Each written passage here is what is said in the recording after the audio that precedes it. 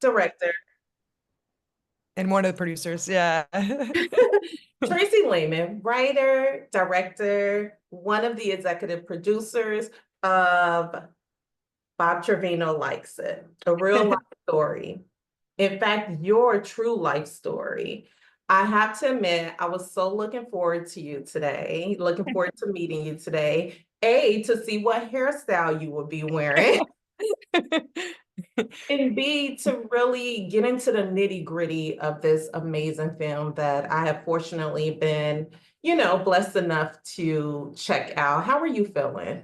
I feel great. It's nice to be here with you today. And the movie is about to be in the world and it's so beautiful. I feel so grateful that audiences are responding to it and yeah, it's a very personal story, as you just mentioned, and so to be so personal and put it out there and to be so vulnerable and have people say I can relate and I can relate and and people from you know all different places and all different backgrounds and it really is proving to me that specificity is universal, like they say. The more honest and truthful and the more we can speak from our own experiences, the more we find we're really not all so different. And that honestly leads me to thank you. Thank you for bringing two things to not only Hollywood, but back into the world that is so very much needed: vulnerability, transparency. I'm very interested to hear, like, what was your inspiration and that motivating energy behind you to create a film behind your real life story and the relationship dynamics between yourself and your dad? I think, the thing that really was my driving force was I felt I had been so blessed with this kindness of a stranger. The true friendship, the movie is fiction, but it's inspired by a true friendship that I had. I was looking for my dad online. Was mad at me. He wouldn't call me back, wouldn't email me back. I put his name into Facebook, accidentally friended another man with his name who was just kind to me, and I wasn't expecting it. And he had the same name, so he had access to my heart. And I thought, wow, what a different world this is. And it really, these baby steps of healing happened throughout this friendship. And I felt that I had been so blessed by this that I like basically owed it to the world to share the story, because if you're lucky enough to experience kindness and have it change your life, then you kind of have to pass it on. Like what, it's not something you get to just like keep for yourself. And so I thought, well, I am in this position to say that people can say to each other blue in the face, oh, small acts of kindness and it matters and all that. And you can, even in the world we live in, you can say, oh, it doesn't. No, I don't have the power to change anything and it's horrible and blah, blah, blah.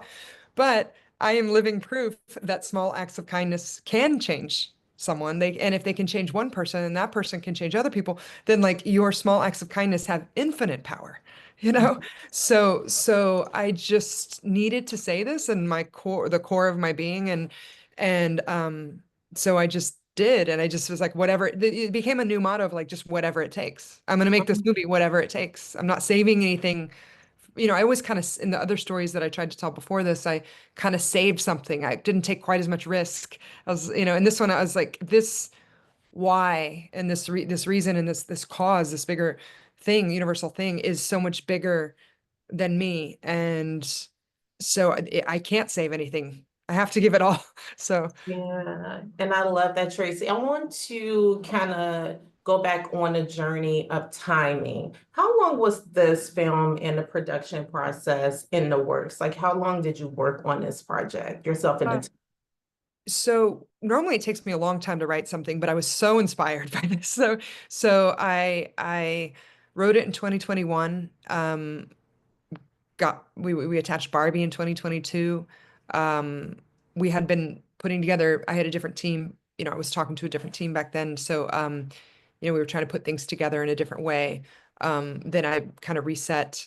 I didn't think that was going to work. And so I reset. I like basically reset and got the money a different way. And we shot in summer 2023. And then here we are, 2024 premiered at South by Southwest and 2025 in theaters. So about 4 years, which I think Oh, it's probably kind of on average, but the one before that I was trying to do, I tried to do for 10 years and never happened. So you just have no idea. You just do your best. And although it makes sense to me that this is the one that went.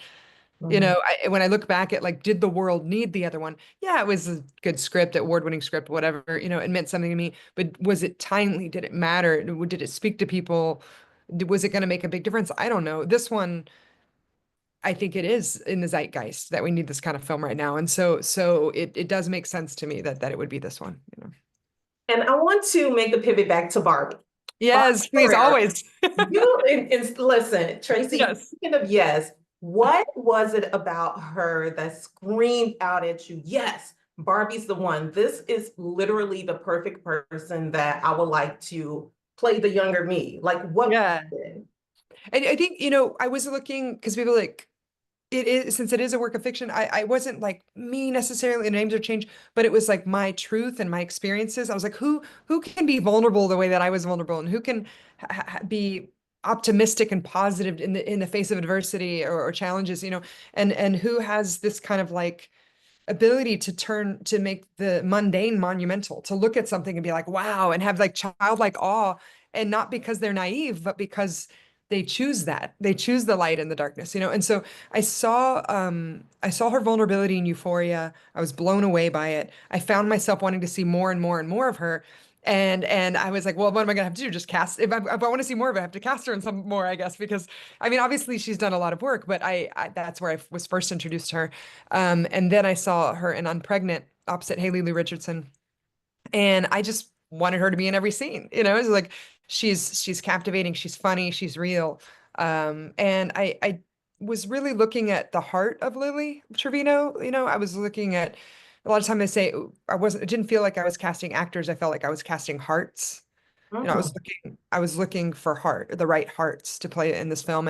And John Leguizamo, Barbie Ferreira have two of the best hearts of any human beings I've ever met in the entire world. And you put them together and it's just, you saw. So it's bigger than all of us. It's a very heartfelt film, and I couldn't get the wrong person in there. The movie never would have worked.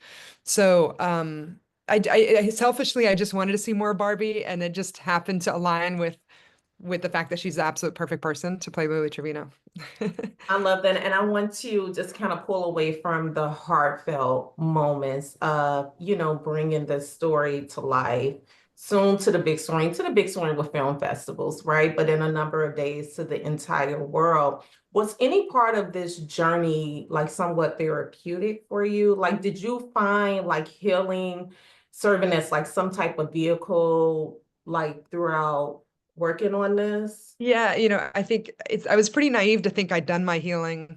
I thought, oh, I wrote it, I'm making it, I'm done, I'm good now. And then I didn't realize that even though I've done a lot of healing in my life, for some reason I didn't realize that it was going to keep going.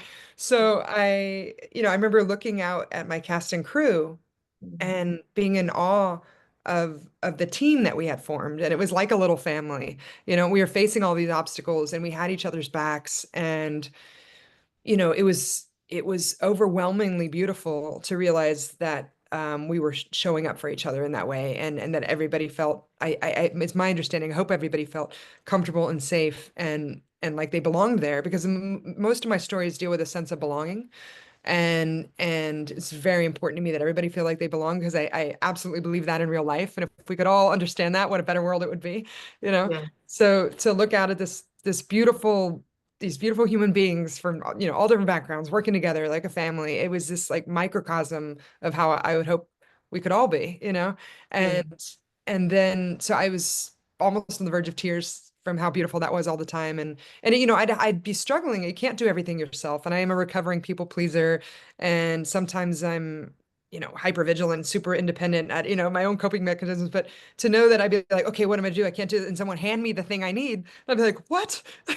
What Yeah. just happened? Or someone, say, I thought you might want this. I brought you another option. I'm like, oh my God, you knew, and not only would they take what I was thinking or intending, but they would just take it to a whole new level, because they were bringing all their years of experience, all this cast and this crew, they're bringing all their experience and their hearts. So when I Mhm. look at the movie, it's like, oh yeah, it's my story, but it's all of our hearts. And, Yeah. and so the power of that was absolutely beautiful. And then I think another thing I'm feeling is when I see it, you know, with an audience now, I experience it through their eyes. And whether if I'm in a room full of teenagers, I feel their energy in there and what they're relating to, or maybe I'll be in a, a screening of like, you know, older cinephiles and they have a Yeah. different but they respond to it too. I'm learning so much about um how everybody sees things and points of view, but the common thing is that they all end up caring about these characters in the story. And so it's really special. And I think I guess the last thing I could talk about healing all day long, but I think I'll no longer ever be able to say that, when you grow up in a certain way like Lily did or like I did, you say, "Oh, I'm Mm, alone," or nobody's there for me, I better do it myself or something like that, right? And I don't think I can ever have the thought that I'm alone again without it being followed with, "No, you're not." You know? mm, Because in mm, like there's Maya Angelou quote and that I think of all the time. There's a video of her interview and she says, When I go on stage or I direct a movie, I bring everybody that or sing, anything, I bring everybody that's ever been kind to me with me." mm. Yeah. And I think that now if because I'm an introvert and I'm going out and speaking to hundreds of people and I'm like, you know what? I'm not alone. I'm not alone. I Yeah. go up there, I have everybody who showed up on that set, everybody who cried in a screening, everybody who said I can relate. They're all with me. So just knowing that we're not alone gives me a lot of strength, I feel like I can talk to you all day. So let's tap into social media for a minute Yeah. Sorry because for the long answer. no, no, I love it. I love the realness and just kind of feeling your spirit and your energy through this. I feel like Yeah. it's not the traditional interview. Like it's a chat. It's a Wednesday Yeah. afternoon chat. I want to talk about social media for a minute because I somewhat reference personally social media as being a connective tissue. Yeah. Weird, I know, but connective tissue that, establishes new friendships, new relationships, creates like new communities, and honestly, sometimes, especially nowadays, build business opportunities for individuals. So Yeah. I feel like with that being said, Tracy, if Facebook were not the vehicle, Mhm. do you feel like yourself and Bob Trevino would have crossed paths if it was not for social media? Do you feel like the universe would have eventually brought you guys together? I wonder, because the thing is, how would I feel like yes, but I don't know the how. I don't know how, I do think that I was open to healing at that time. And Yeah, so, if I had friended him 2 or 3 years earlier, would I have been open to saying, "Hey, that this kindness feels good and I'm gonna be open to it." I might have been, "No, that's not my dad. I need to go get my dad to forgive me." Instead, I might not have been open to, "Oh, this," they say, "Don't go to the hardware store for milk." right. Go to the hardware store and be like, "Why don't you have milk?" And then they're never gonna have milk. It's um, Exactly. and we think, "Oh, these people, that don't see us or get us, and we're trying so hard to get their attention." And then there's all these people right here that see us and want to love us, and we don't have room because we're over here being like, "No, no." And so I wonder how I could have met him. I mean, I think I have to say yes. And I have to say that that healing and these connections come sometimes in the most unexpected ways. I agree. Yeah. Yeah, I totally agree. Yeah. So as long as I was open to it, it was probably going to find its way. But Mhm. yeah, I'm glad I was open to it. I can tell you that, you know. Yeah. And I just want to talk about the grand jury win at South by Southwest. Already 13 audience awards, like wins, like under your belt for this project. And we're still literally days away from the premiere of it. Like, where are you mentally, on the producer, director, writer end of things when it comes to the awards landscape? Like, are you considering like this can be a film, a project that eventually lands me an Emmy down the line, a Golden Globe, a Oscar, a Writers Guild Award, a Directors Guild Award? Like, where are you mentally with that? And I congratulations on the wins. Oh, Congrats. thank you. Thank you so much. It's been Boy, I cried like a baby when when they announced the grand jury. I was crying so hard in my seat that the people behind me, because they didn't realize, because they start describing the film before they say the name of the film. And so it's like a semi-autobiographical, and I was like, they said story about a young woman. I'm like, and I start, and they said that could have been saccharine or something without its two vulnerable lead performances, and I just lost it. I'm sobbing, and I love it. people in front of me are like, shh, and I was like. I don't think they know that it's me. Like, this is 2 decades The of awards winner, it's me, I it's me. when I got up, I saw them go, oh. But I was literally crying so hard and loud that they turned around. So it was a cathartic, crying. That this mean that was I remember in that moment, and I could talk about that moment, that it was like all of the sacrifice and the efforts. It's not like, oh, I, pat myself on the back or something, but it's like it was for something bigger. It translated this to me. It meant that someone was saying you did it and mattered. And so I think about you try not to get too ahead of yourself with awards and all that, but I do have these kind of visions of my whole cast being together at the Indie Spirit Awards. I think yeah, every single one of us has an indie spirit, and I think if there ever was a film like meant to be an indie spirit like this, like you can't. This film is truly independent. Every single member of our cast is just incredible and has that spirit. So I do envision that. I really hope a lot for my cast. They're just so wonderful and they deserve the world. And, they all deserve their flowers. And that's kind of what I think about is how do we position them in a way so the more people can see them, because the more people that see them, the more people are going to realize how absolutely incredible they are. Every single Lauren Lolo Spencer, Rachel Bay Jones, French Stewart, everybody. Yes, So that's very true. Tracy, I have to say, my dog was barking. That was her way of saying congratulations on your awards win. So that was Nova saying congrats. we But we I got your know, dog's vote for Indie Spirits. yes, yes, yes. I know that we have to soon wrap up. I'm very curious as we soon come to a close. Like, in what ways would you say your relationship with your father has helped to shape the person that you are today? My biological father. Yes. I think, you learn, I, I would say I learned um that you do your best to shine a light, and sometimes you're past darkness, and it was passed on by their parents, and you hope, generational trauma is a real thing, and you hope that you get a little closer every time. You hope you get every round that you get a little closer, and you can, one way or another, you can have boundaries and shine a light. And if you do both of those things, which is what my dad taught me. My dad taught me, um, you know, that his darkness is not my darkness. I don't have to carry that. If he could have shed it, I believe that he would have, if he really could have. I don't, it's not something that's happening this go round, for him. So, but he's passed since then. So, but we did have a very peaceful end, and I told him, in person. I said, you did a good enough job that I'm not taking it with me. Mm. And so I just wanted him to know, and you could see the relief on his face. You could see that, and in that relief, I thought if he could have, he would have. So those burdens that we think are ours may not be ours to carry, and so I try to just flip. I imagine that he would be proud of me. That's how I choose to look at it, and that I just want to flip things so that that I can do the things that maybe he couldn't. I love that. If he could have, he would have. I feel like Yeah. you could brand that and like have Yeah. a shirt line and a coffee mug line out of that.